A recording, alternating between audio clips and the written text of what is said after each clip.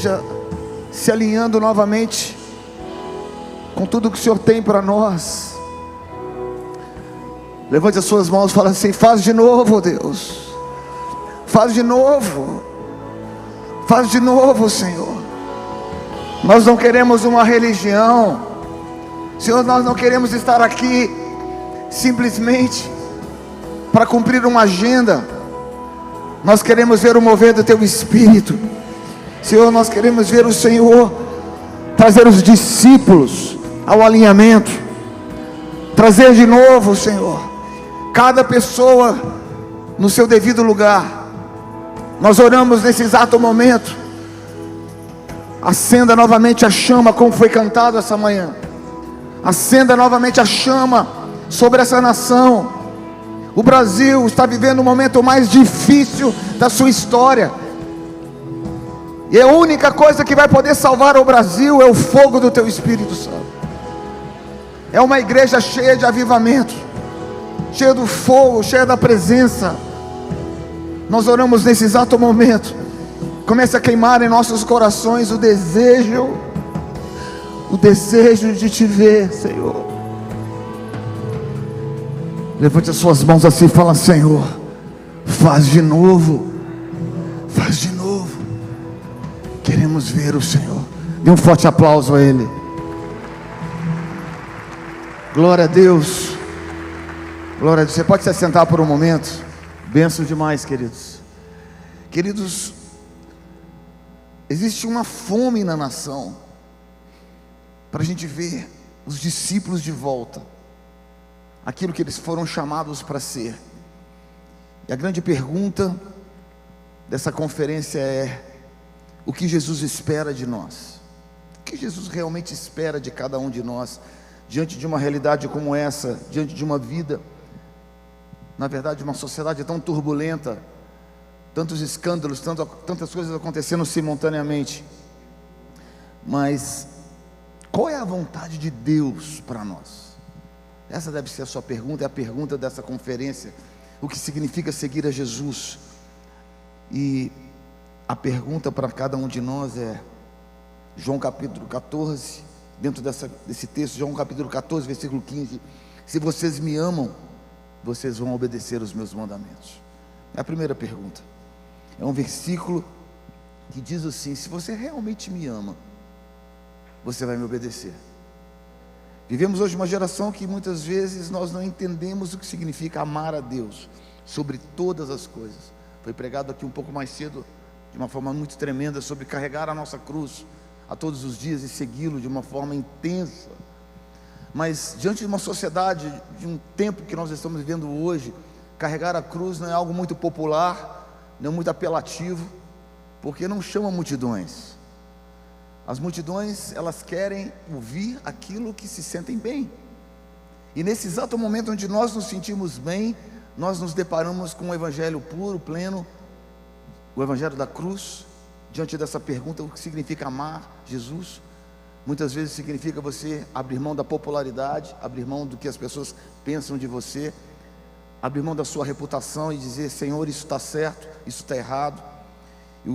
Foi falado, o pastor Cacau, de uma forma tremenda. Ele disse: o profético não é trazer algo novo, o profético é restaurarmos os altares. Há uma guerra de altares no Brasil, há uma guerra de altares, e muitas pessoas estão tentando quebrar altares, mas Deus está dizendo: olha, há uma guerra tão intensa de altares. Se nós simplesmente levantarmos o altar correto, naturalmente os altares que não são de Deus, eles vão cair. Então diga para o teu irmão: é tempo de restaurar os altares da casa do Senhor. Amar a Deus sobre todas as coisas também significa você ter a capacidade de defender aquilo que é correto. Por quê? Porque muitas vezes nós somos aquelas pessoas, na nossa sociedade, o Brasil principalmente, nós somos pessoas, eu não digo pacíficas, mas eu acho que existe um pecado na nossa nação, de uma identidade onde nós somos passivos. Muitas vezes toleramos coisas que nos controlam. E aquilo que a gente vê hoje em Brasília, tudo que tem acontecido na nossa nação, é nada mais um reflexo da própria igreja, de líderes que controlam, líderes que manipulam, pessoas que muitas vezes estão falando coisas que não deveriam falar. e tirando a liberdade do povo, começa na igreja, começa dentro de nós, dentro da casa de Deus. E quando isso acontece, reflete no mundo natural. Então nós vemos hoje a sociedade brasileira vivendo um caos político, econômico, mas a grande pergunta é: o que a igreja tem para responder? O que nós somos responsáveis? É necessário o maior avivamento de todos os tempos no Brasil, que é o avivamento do arrependimento. Diga para o teu irmão: arrependimento. Não podemos mudar o Brasil se não mudarmos dentro de nós, se não começar dentro de nós uma campanha, posso dizer assim, de um arrependimento profundo do nosso coração. Mas quando as coisas apertam, essa é uma tendência nossa de brasileiros, quando as coisas apertam, nós chegamos: Senhor, nos livra de tal situação. E Deus está dizendo assim: eu não vou livrar vocês, porque eu preciso do arrependimento. Então, a primeira pergunta é sobre amar a Deus sobre todas as coisas. O que significa realmente seguir a Jesus? Significa termos um sentimento profundo de amarmos a verdade. Miqueias capítulo 6, versículo 8 diz: eu te peço uma coisa. São 3 coisas que ele diz. Ele disse: o que o Senhor quer de nós? Essa grande pergunta: o que significa seguir a Jesus? Ele disse: eu quero que você pratique justiça. Estenda as suas mãos assim. É como um tripé, né? Temos um tripé que são 3 pontas. O primeiro tripé que Miqueias diz: eu quero que vocês pratiquem justiça. As nossas mãos têm que estar cheias de atos de justiça. Nós temos que viver atos de justiça todos os dias da nossa vida. E justiça significa também defender aquilo que é injusto. Defender aquilo que é justo, desculpa. Segundo lugar, nós precisamos ver que em Miqueias capítulo 6, versículo 8 diz: eu quero que você ame a misericórdia. Amar a Deus sobre todas as coisas, que está nesse texto, em João capítulo 14. E aí nós dizemos assim: amar a Deus significa defender aquilo que é verdade. Nós temos um defeito, porque nós toleramos inverdades, e aquilo que nós toleramos nos controla. Então nós precisamos de uma grande libertação no Brasil, uma libertação onde nós vamos amar a liberdade, onde nós vamos amar o mover do Espírito Santo. Precisamos amar todas as coisas de tal forma que enquanto Deus não mover na nossa nação, nós vamos continuar pressionando: Senhor, faz de novo, faz de novo, faz de novo, faz de novo. Terceiro ponto diz: eu quero que você ande humildemente diante do teu Deus. Eu quero dizer que nós precisamos viver uma sociedade humilde. Precisamos ver cristãos, o que significa seguir a Jesus, um batismo de humildade. Diga para o teu irmão: um batismo de quebrantamento. Precisamos viver novamente no Brasil um batismo de quebrantamento. Líderes que choram, líderes que têm a capacidade de rasgar as suas vestes e colocar para fora aquilo que elas são, que realmente é verdade, e não colocar máscaras. 2 Reis capítulo 5 fala sobre um grande general da Síria. O nome dele é Naamã. E a Bíblia diz que Naamã era poderoso, famoso e grande, como muitos de nós. Porém, ele era leproso. Uma das características da lepra é a incapacidade de sentir o calor ou sentir o frio. Na verdade, muitos líderes não sentem mais o calor do Espírito Santo. Muitos líderes não conseguem sentir. Quando eu falo líderes, é a sociedade, cristãos, nós em geral.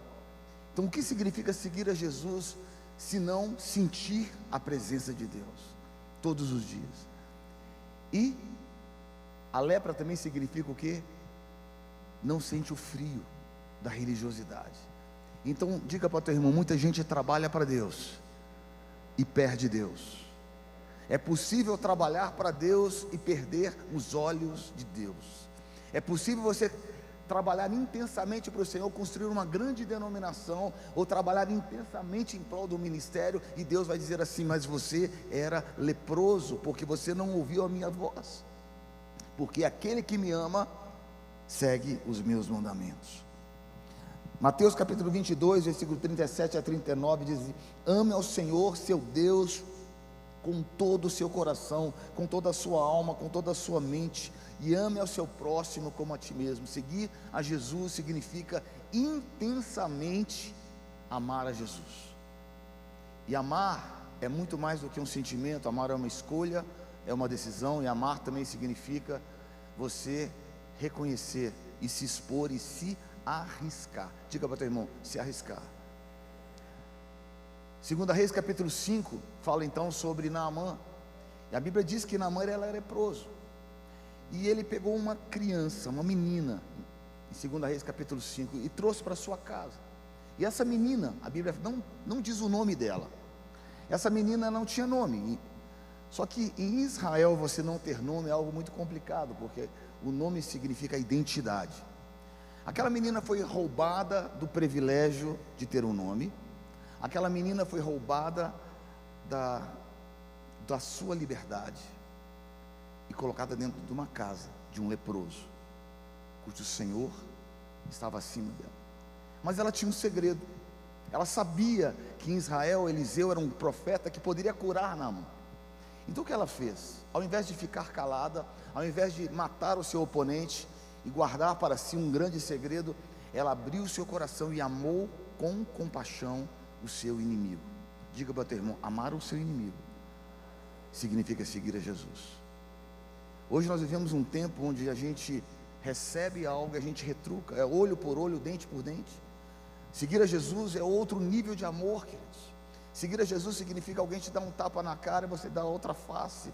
Onde está esse evangelho onde nós precisamos entender que o amor, ele não segue a razão do homem? O amor que Deus propõe é um amor muito mais intenso, um amor onde você quebra as suas razões humanas e vai para um lado onde o coração de Deus, ele queima no seu coração. Então aquela criança, aquela menina, em 2 Reis capítulo 5, ela olhou seu inimigo, Naamã, que era leproso, e disse: eu vou amá-lo de tal forma que eu vou contar para ele o segredo da sua cura. E ela contou. E Naamã foi até Israel, até o rio Jordão, e Eliseu disse: desça ao Jordão 7 vezes. E ele desceu a primeira, desceu a segunda, desceu a terceira. Diga para o teu irmão do teu lado assim: seguir a Jesus significa arriscar a sua própria vida naquilo que a gente sabe que é correto. 1, 2, 3. Imagina se ele tivesse desistido na 5ª vez e voltado para Israel, chegado para aquela menina e dito assim: olha, deixa eu te falar uma coisa, não deu certo, então eu vou te matar. Ela arriscou a sua vida. Precisamos trazer de volta uns discípulos de Cristo que tenha coragem de abrir mão dos seus direitos e fazer coisas onde o evangelho ganha.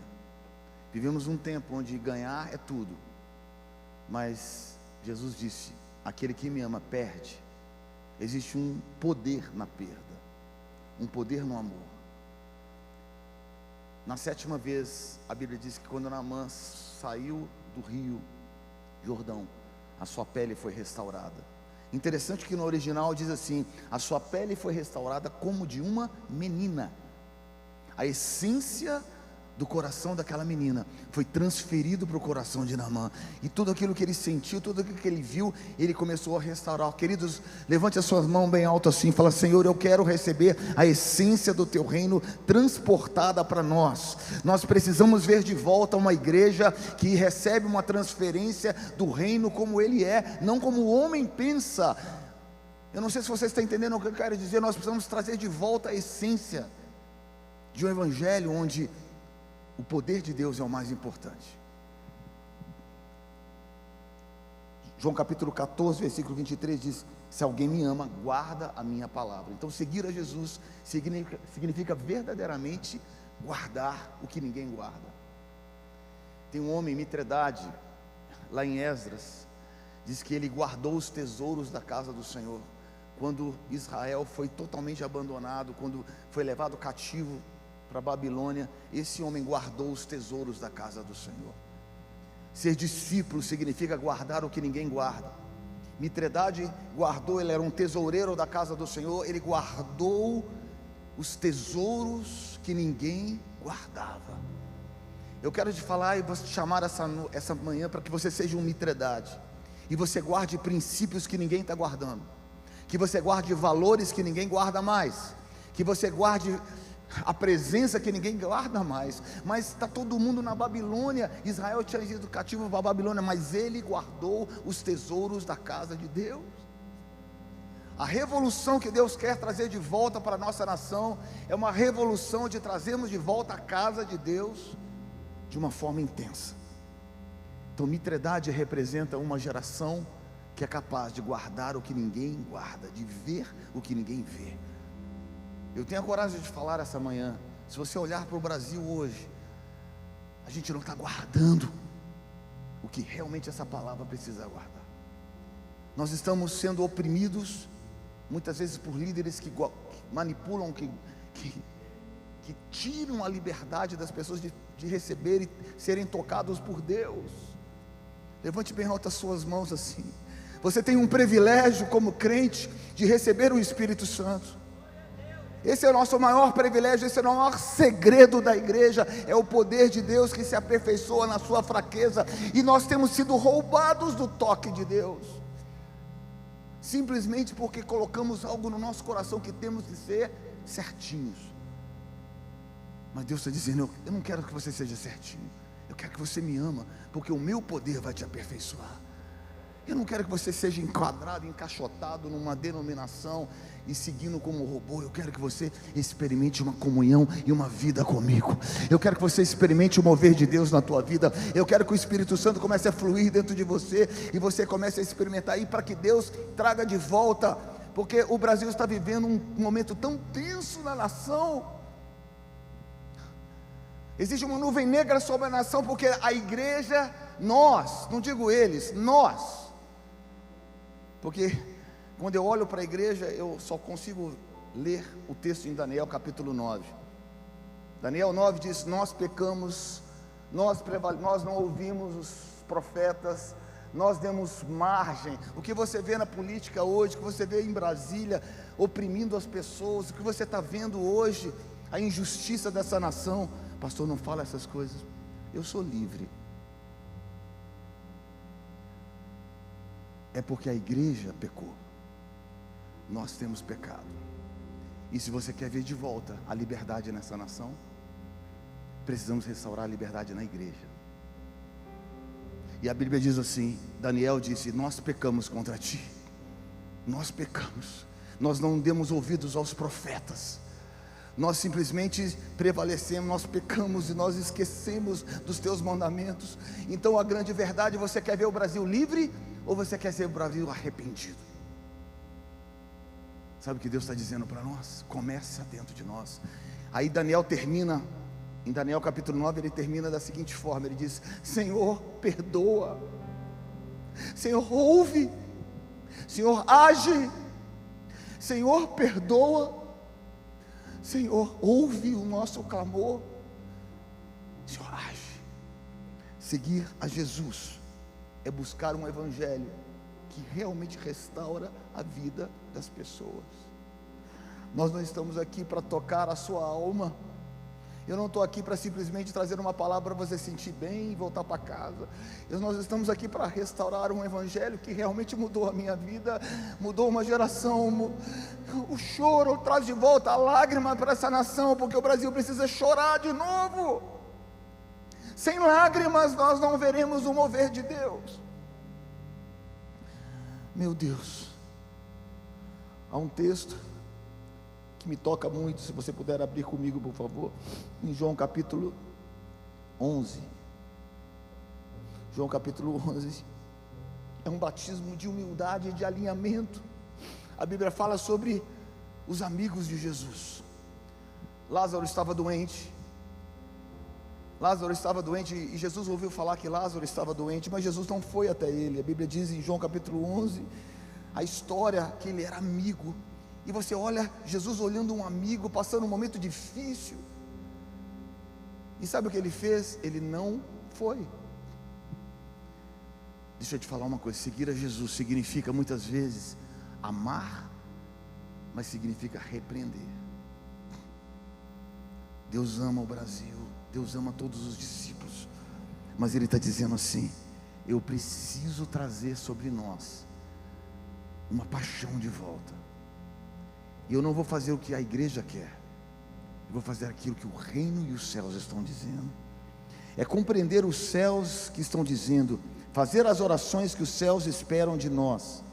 João capítulo 11 Jesus não vai, e ele fala 3 coisas: olha, Lázaro ele dorme, Lázaro está me esperando, Lázaro morreu. Aquilo que os céus estão dizendo é aquilo que os seus discípulos precisam começar a entender. O que eu quero dizer com isso, queridos, que ser um discípulo de Jesus significa aprender a ouvir a voz de Deus. Não adianta você sentar, não adianta você clamar, não adianta você ficar quieto aqui num momento, se você não aprender a ouvir a voz de Deus. A voz de Deus, porque Ele é o seu pastor, e Ele precisa ter acesso aos ouvidos da sua vida. Então, quando Jesus ele não faz aquilo que nós queremos, ao invés de você se amargurar, você precisa parar: Senhor, o que o Senhor quer falar conosco? A maior característica de um discípulo, aquele que realmente ama Jesus, o que significa seguir a Jesus, significa alguém que aprendeu a ouvir a voz de Deus. E a Bíblia diz então que Jesus ele não foi, logo depois que Lázaro morreu, ele foi. Quando ele chega na cidade de Betânia, Marta sai correndo e vai ao seu encontro e diz: Senhor, se tu estivesses aqui, meu irmão não teria morrido. Nós vivemos uma geração muitas vezes como Marta, onde nós apertamos Jesus, colocamos Jesus na parede e falamos: Senhor, o Senhor precisa fazer isso para nós. O Senhor tem que fazer isso para o Brasil, o Senhor precisa abrir, o Senhor tem que fazer alguma coisa para a minha casa, para a minha família. E Deus disse assim: eu sou a ressurreição e a vida. Aquele que crê em mim, de forma nenhuma morrerá, mas terá a vida eterna. O que acontece é que Marta não consegue entender o que Jesus está dizendo. Assim somos nós. Deus está dizendo algo para nós: olha, eu quero que vocês façam isso, mas a igreja está entendendo uma outra coisa. Nós estamos fazendo algo e Deus está dizendo assim: eu quero mais de vocês. Não adianta ir para a rua, não adianta gritar, não adianta, tem que parar e falar: Senhor, para tudo. Alguém me perguntou o que nós precisamos fazer como discípulos e como igreja brasileira. Deus falou comigo: para tudo. Para tudo, para tudo, para o mecanismo todo. Para e me ouve.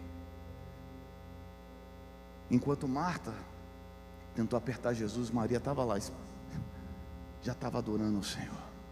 Quando Maria chega, Maria fala a mesma coisa. Maria diz assim: Senhor, se tu estivesses aqui, meu irmão não teria morrido. Só que ela está conectada, só que ela está alinhada. Ela entendeu o que os céus estavam dizendo.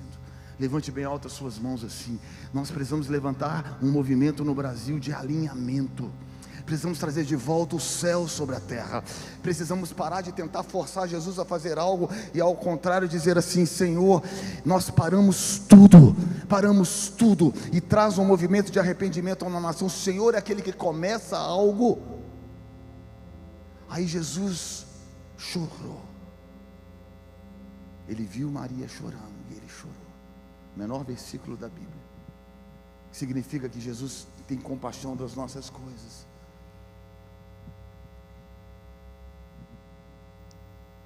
Eu quero dizer uma coisa para nós: seguir a Jesus significa ver Deus tocando as pessoas. Eu não consigo ver outra coisa, Fernandinho. Eu não consigo sentir outra coisa. Eu não consigo ver outra forma de ver, a não ser Deus tocando as pessoas. Porque só o Espírito Santo pode tocar e pode mudar realidades. Só os avivamentos, se você estudar os avivamentos da história, foi falado alguns avivamentos aqui, mas se você estudar os avivamentos da história, você vai ver coisas muito interessantes. Você vai ver que alguns avivamentos aconteceram de uma forma muito espontânea. Por exemplo, o avivamento dos países de Gales, Evan Roberts, eles não tinham nome, eles não tinham placa, eram jovens sem nenhuma expectativa de nada, e de repente Deus começou a mover de volta, a trazer de volta todas as restaurações, e as pessoas começaram a seguir Jesus de uma forma natural, querido. Seguir a Jesus é uma consequência natural de uma vida com Deus. Muitos me perguntam: Senhor, qual é a vontade de Deus para a minha vida? E Deus disse: a vontade de Deus é você amá-lo e deixar Ele conduzir a tua vida. O país de Gales viveu algo tão intenso, sabe por quê? Eles decidiram sair da frente. Diga para o teu irmão: é tempo de sair da frente. Sai da frente. Aquilo que você tolera te controla. Nós não podemos mais tolerar homens controlando homens. Nós não podemos mais tolerar a falta da liberdade do Espírito nos nossos cultos. Nós não podemos mais tolerar algumas coisas. Nós precisamos dizer, como Evan Roberts, naturalmente eles fizeram. Eram jovens que simplesmente falaram: nós queremos o mover de Deus. Segundo lugar, eles não faziam propaganda de nada. Eu venho de uma geração, 25 anos atrás, quando Deus tocou em Belo Horizonte, a gente sempre falava de uma geração sem face, uma geração que não tinha nomes, uma geração que não tinha muita expectativa de muita coisa, né, Nívia?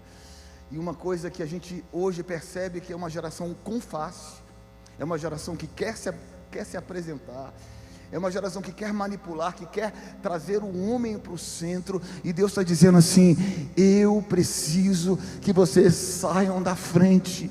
Enquanto vocês não saírem da frente, eu não posso tocar. Uma outra característica de Gales foi que tocou toda a nação. Quantos querem ver o Brasil cheio de discípulos? Sabe por quê? Eu não me impressiono com uma igreja de 10 mil pessoas. Eu me impressiono com uma igreja de 5 discípulos. Eu não me impressiono com o que os homens falam, mas o que me impressiona é ver Deus movendo naquele lugar. Isso é parte de um discipulado que a gente precisa trazer de volta, porque nós estamos com os nossos olhos impressionados com as coisas do homem. E acho interessante que logo antes de Jesus ir realmente passar pela crucificação, eles passaram em Jerusalém, eles viram o templo, aquela majestade, aquela coisa pomposa do templo em Jerusalém, e todos os discípulos olharam aquilo tudo e Jesus disse assim: não ficará pedra sobre pedra, não ficará pedra sobre pedra. Sabe, diga para o teu irmão do teu lado: não ficará pedra sobre pedra. Sabe, não existe um grupo musical, não existe um pastor nessa igreja, não existe nada que vai ficar eternamente. Tudo vai passar. Somente uma coisa vai permanecer: a palavra de Deus irá permanecer. Então, se é assim, tire os seus olhos e tire a idolatria do meio do povo. E se isso é verdade, queridos, Deus está dizendo assim: eu vou fazer algo novo na sua vida. João capítulo 12, que eu quero caminhar para esse momento. João capítulo 12, Jesus pega uma bacia, pega os seus discípulos e lava os seus pés. Uma geração de discípulos que aprende a lavar os pés uns dos outros, e não a brigar por famílias, brigar por nomes, denominações, brigar por propriedades, brigar por nomes e marcas.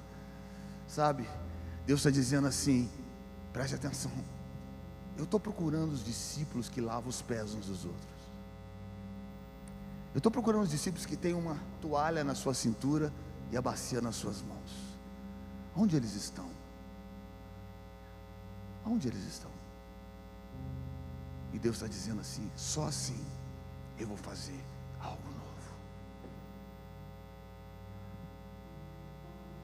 Quero que você entenda uma coisa, queridos: seguir a Jesus significa ter a humildade extrema, significa você se conectar com aquilo que Deus está fazendo. O caos que se instaurou hoje no Brasil é devido ao orgulho.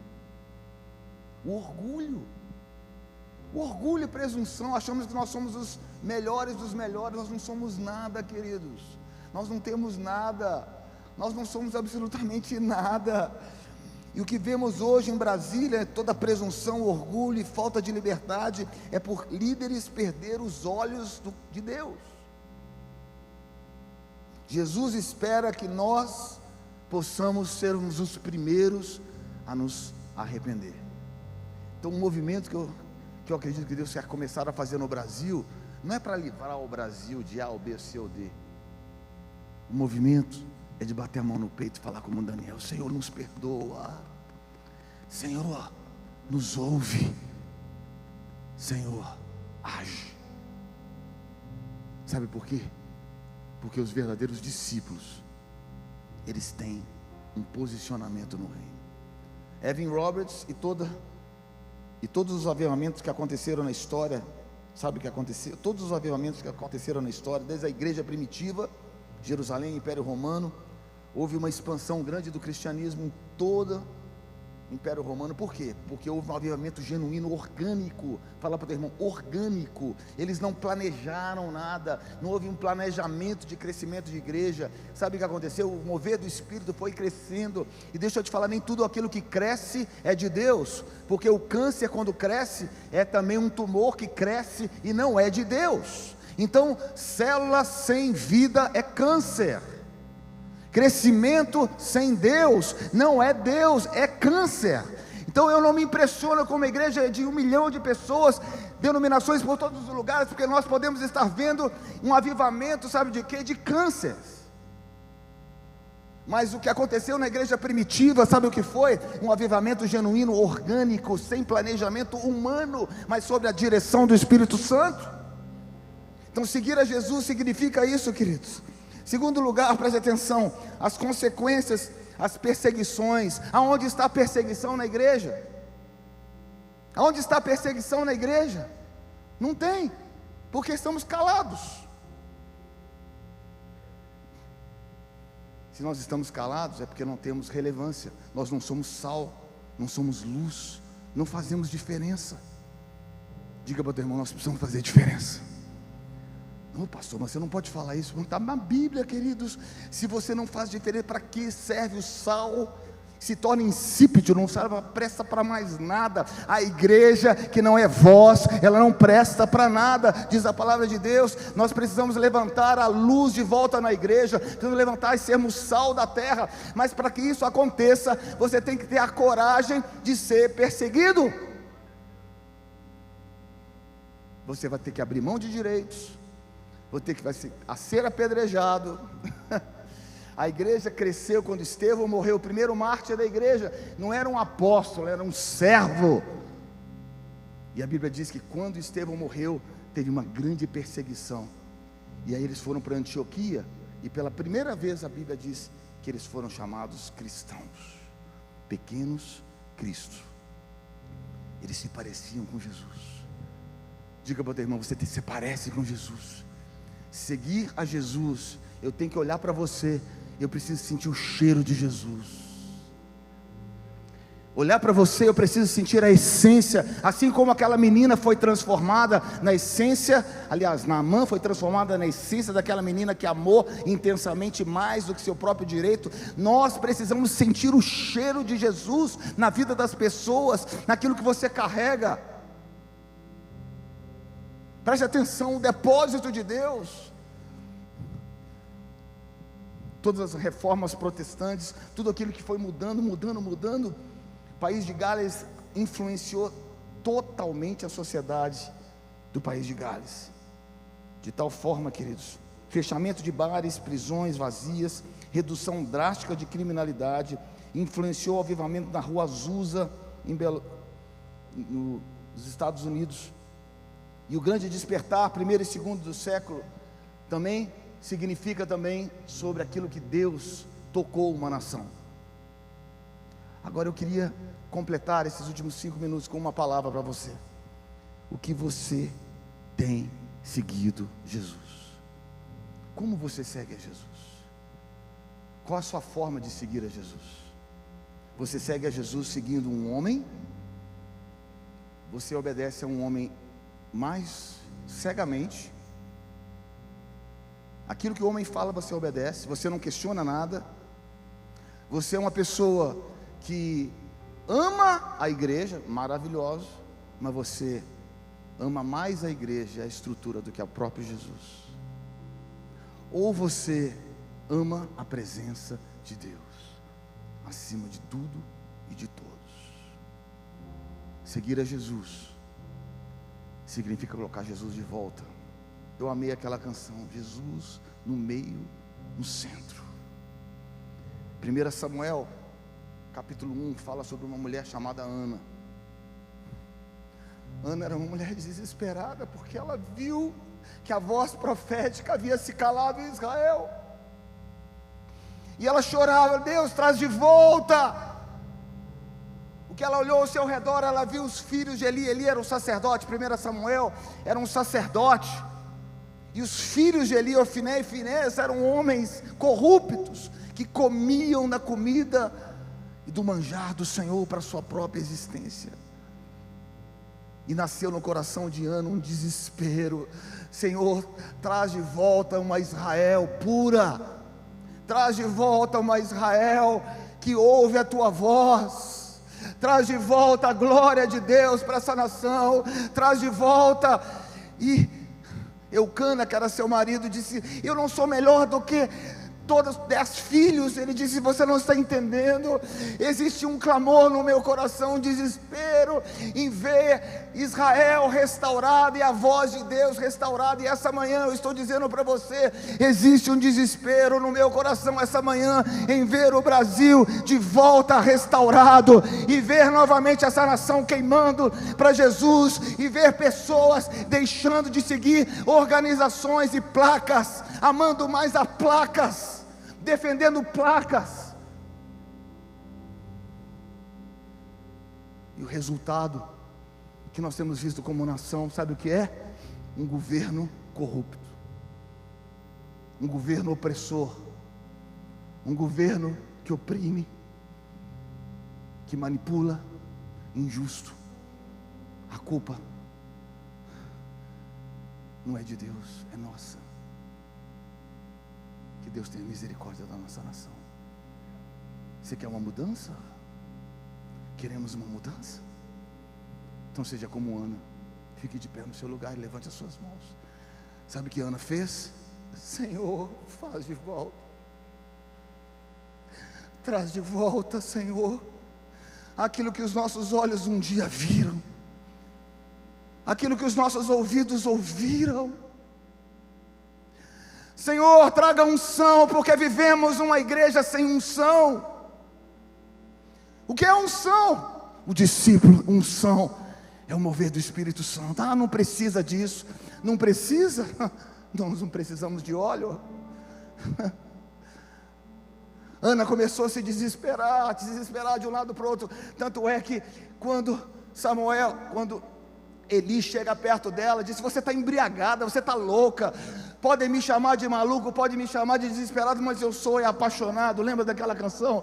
Sabe de uma coisa? Eu não sei o que você pensa, não sei o que você imagina, não sei o que você acredita ou não, mas eu vou dizer uma palavra para você, é uma palavra profética. Essa nação não será mudada se não houver arrependimento genuíno. Essa nação não será mudada se não houver um batismo de quebrantamento e humilhação. Essa nação não será mudada se não houver um mover do Espírito Santo, um avivamento. Nós seremos subjugados. Então, se eu fosse você, como eu, levanta a tua mão, começa a clamar, queridos, começa a desesperar. Sabe o que aconteceu? Ana ficou grávida de Samuel. Deus vai gerar de novo. Deus vai gerar de novo. Eu creio que Deus vai fazer de novo. Eu creio. Levante as suas mãos se você não crê. Deixa eu te falar uma coisa. Uma vez eu estava em Cuba, não sei quantos sabem, mas eu fiz missões em Cuba durante 17 anos da minha vida. Por 17 anos, e a gente ia todo ano, passar 15 dias. E uma vez nós estávamos em Cuba, e eu comecei a falar sobre Acaz, o pior rei de Israel. Quando eu percebi, eu estava falando de Fidel Castro, sem saber o que eu estava falando. E de repente ali se levanta um guarda lá atrás. A igreja tinha umas 2.000 pessoas. O guarda se levantou, começou a caminhar na minha direção, meu irmão. Começou a caminhar para a minha direção. E Deus falou assim: aumenta a voz, aumenta a sua voz, aumenta a sua voz. É por isso que eu não tenho medo, porque esse espírito de Jezabel que está sobre o Brasil é algo que controla pessoas, mas a única forma de se livrar disso é a ousadia no espírito. E eu sei que nós somos um povo forte, mas um povo calado, subjugado. Então levante as tuas mãos, porque na hora que aquele guarda começou a caminhar na minha direção, Deus falou assim: canta mais alto, canta mais alto. E eu cantei uma canção assim, não sei quantos conhecem. E a liberdade será a canção do meu coração. E a liberdade será a canção do meu coração.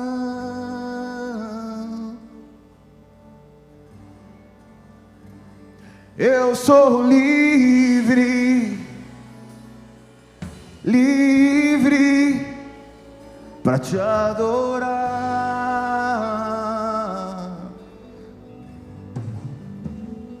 Eu sou livre, livre para te adorar. Não vou mais olhar atrás, meu passado não me importa mais. Eu sou livre. No momento que eu estava cantando essa música, Deus falou: canta mais alto. Ele começou a andar na minha direção. Quando ele chega perto do altar, ele se prostra assim. Ele entrega a vida dele para Jesus. Deus está esperando um povo que tenha coragem de ver os milagres de Deus. Deus espera a voz profética de volta nessa nação.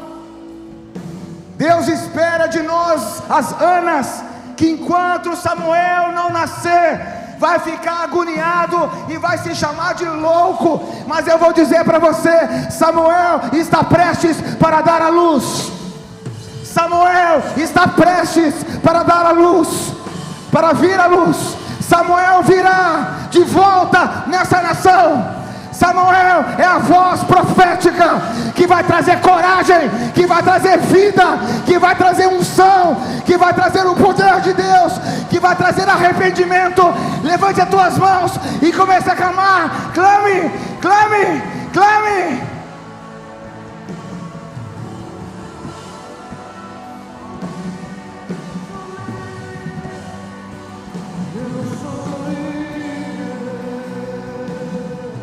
Livre para te adorar. Oh, livre. Eu sou livre, livre para te adorar.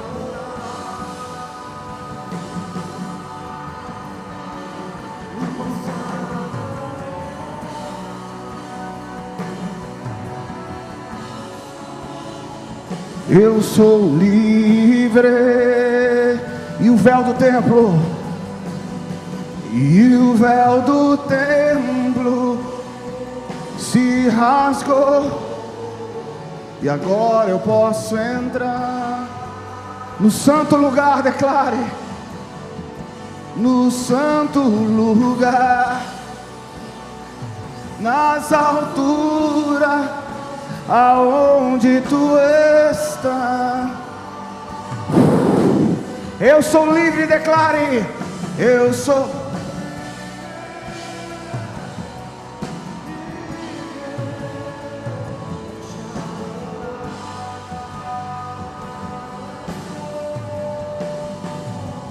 Eu sou livre,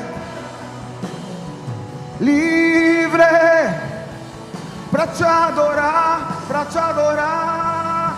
Oh.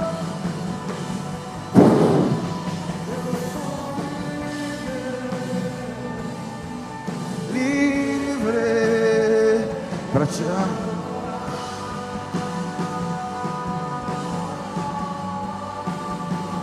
Eu sou.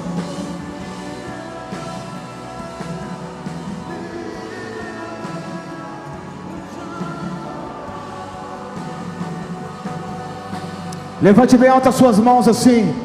Nós vamos fazer um ato profético essa manhã. Quando as muralhas de Jericó elas caíram, Elas caíram porque tinha um povo que era grávido da visão. Eles se engravidaram, houve uma transferência da unção. Hoje é pouca gente, mas Deus vai começar a trazer uma transferência. A cada volta de Jericó, mais e mais pessoas entenderam a revelação do que significa. Um dos componentes do óleo da unção, em Êxodo capítulo 40, a Bíblia fala que é a ônica. A ônica era um componente na qual era extraído de uma concha, e essa concha, ela não era quebrada. Para se extrair a ônica, um som estrondoso precisava ser liberado. Aí a concha abria, eles tiravam esse componente do óleo da unção, e eles ali ungiam os templos.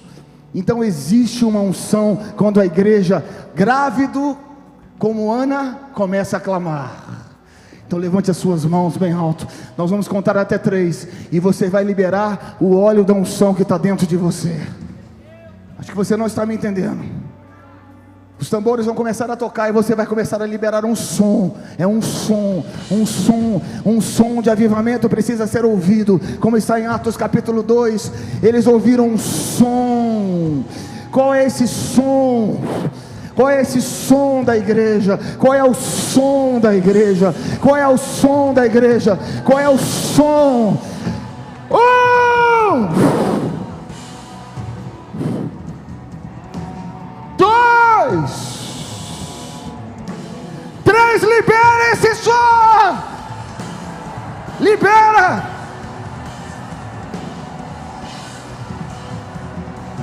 Libera o som! Libera!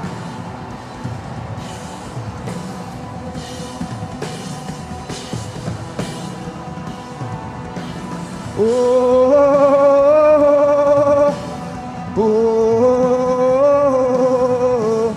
oh, oh,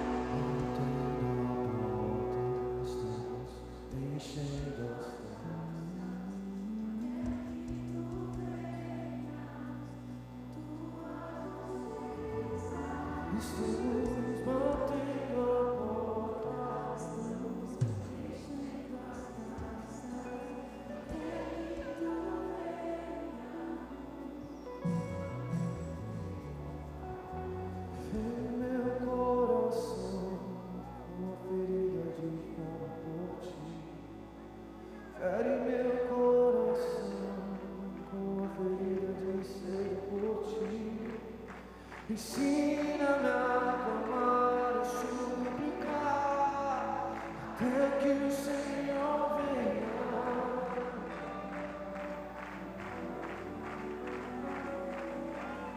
Fere meu coração com a ferida de fogo por ti. Fere meu coração. Ensina-me a clamar e suplicar. Então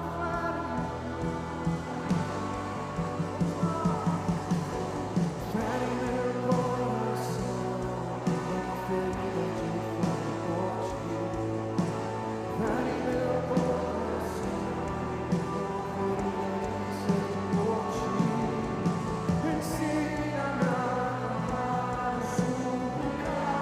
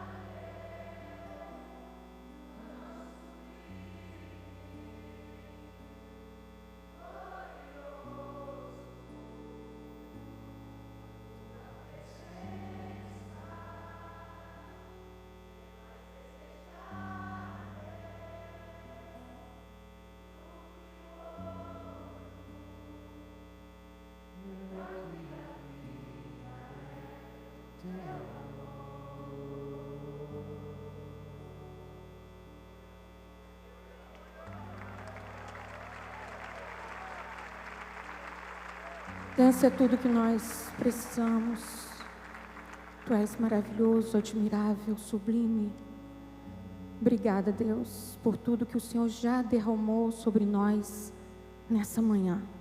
Amém? Amém. Obrigada, queridos. Vocês são incríveis. Que seus olhos jamais se desviem do Senhor. Amém? Obrigada. Às 2h30 a gente está de volta, tá? 2h30. Então vão com Deus. E não se distraiam para não perder nada daquilo que a gente já tem recebido. Amém? 2h30.